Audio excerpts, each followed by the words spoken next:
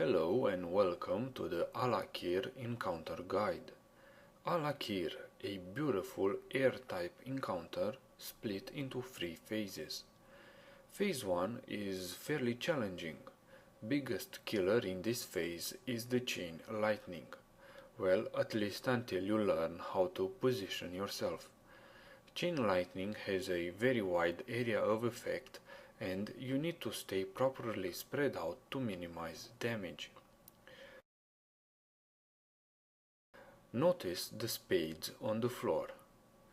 We found out that these are ideally placed so that you can use them as marks for your positioning. The idea here is that instead of having the entire raid spread out evenly, risking lots of chains, you group people up in groups of 3 or 4, standing in a line, which will definitely chain each other, but that chain will not go over to the other groups, and so you get chain damage, but you get sustainable and healable damage. In 10 men, send a person to each mark, with healers evenly balanced around the field. Or you can have 2 persons on each mark and cover only half of the field so that healers can reach more people. There are 8 marks on the floor, so you should have 8 tight groups. We went with 8 healers for this fight. Yeah, that's right, 8 healers. To position yourself, if you are a healer, go to a mark. If you are a melee, go to a mark, and if there is another melee already there, go to another free mark.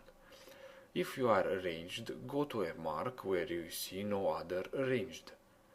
You should end up with groups of 3 made of 1 healer, 1 melee, and 1 ranged. It should look similar to this on your map. Anyways, positioning solved, low lightning damage, moving on to tornadoes.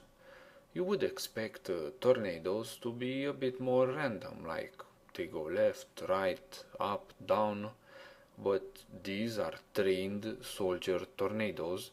They went to military school and now they have discipline, and that's why they go at the same exact speed and in a line, leaving you with one free open spot that you can sneak through. Watch the tornadoes coming from left or right.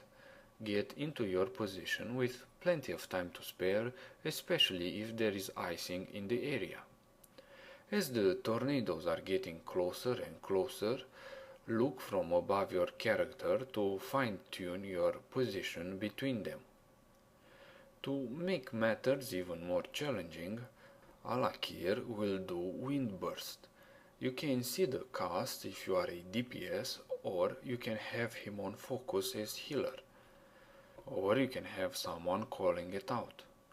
Windburst sends you flying back. If you are not close enough to him on Windburst, you get sent off the platform.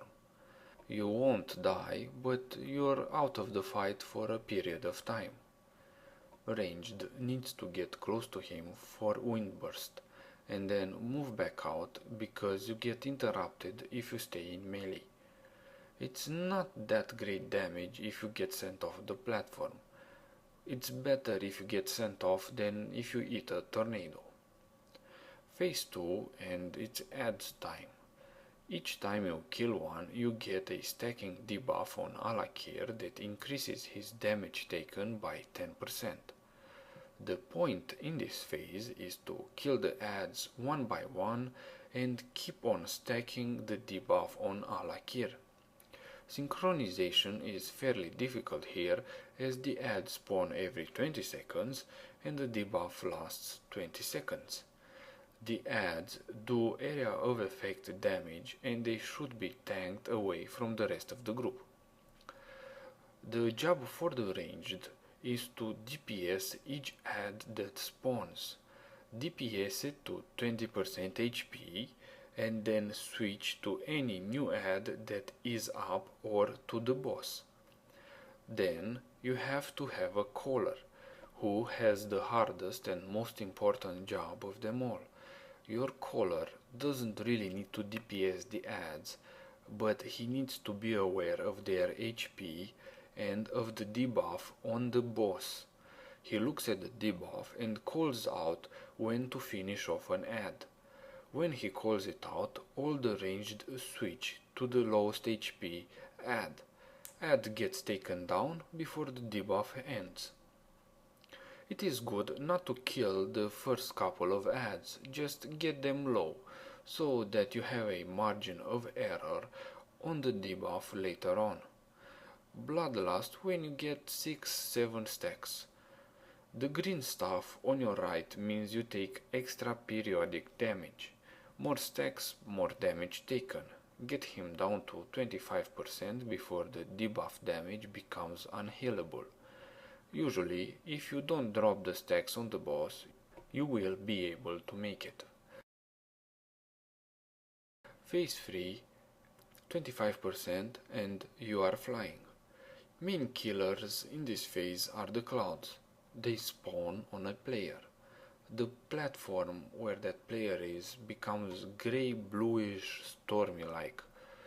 Seconds after, lightning covers the cloud and any player caught gets high damage and eventually dies. As the phase begins, have your raid quickly move to the top or to the bottom of Al-Akir, doesn't matter which one. We went to the top. The raid is spread out at around same level. When the clouds spawn on a player, everybody moves down, and then the process repeats itself fairly fast. Move back in each time the wind burst sends you out. Main goal is to kill him before you are left with no place to go. Stay out of the raid, but in healer range when you get the lightning rod. This has been a guide from LoveToPlayWoW.com. I do need your support. If you like my videos and wish to help me out, please subscribe, like or follow me on Facebook. Thanks for watching.